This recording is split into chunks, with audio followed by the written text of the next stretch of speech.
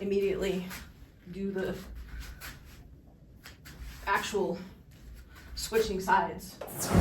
I am facing what is my front. So this is the back view of the move from my perspective, because I think it looks better when you do the 3D on the audience side. It's kind of stupid to do the 3D on the far side, in my opinion. So then it's the 4-pedal anti-spin here, coming around, swing around, and then you plane break, and then, oops, back up into the 4-pedal.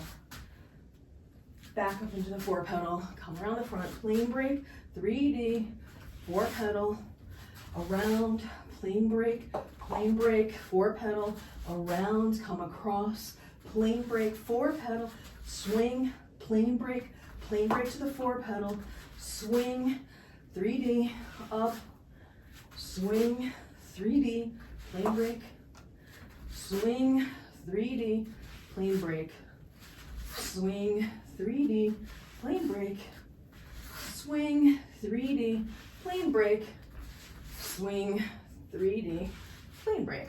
Okay, let's do it with the right hand. It's the same thing. We're doing the 4-pedal back here, and then when you get to the front, you plane break, come across, plane break back to your 4-pedal, and then plane break and 4-pedal, and plane break, 4-pedal, plane break to 4-pedal, and plane break, 4-pedal, and do yours less sloppy than mine. I'm realizing my placement kind of sucks.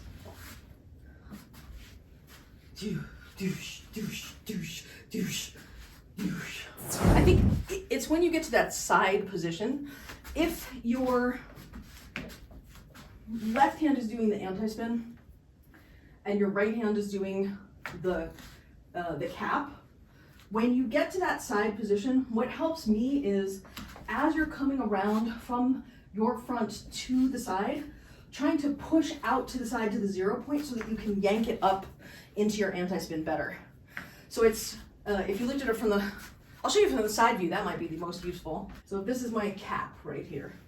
When I get to this position and I start my turn to the right, if as I turn to the right and it's coming across my shoulder right at this point here, if when I push, I give it an extra oomph out to the side, it helps get a flatter 0 point there, which helps me then pull it up into the 4-pedal anti-spin better. For me, this starkness of that point there on the side is really what makes it possible. When you're going from the anti-spin to the 3D, you don't do the plane break until you get to the front side of your body. So while the right hand is doing the plane break to the side and you reach there, this one, for me, almost the left hand almost feels like it has to loop higher to create the time while this one's going to the 0 point to get around for the bottom part of the cap.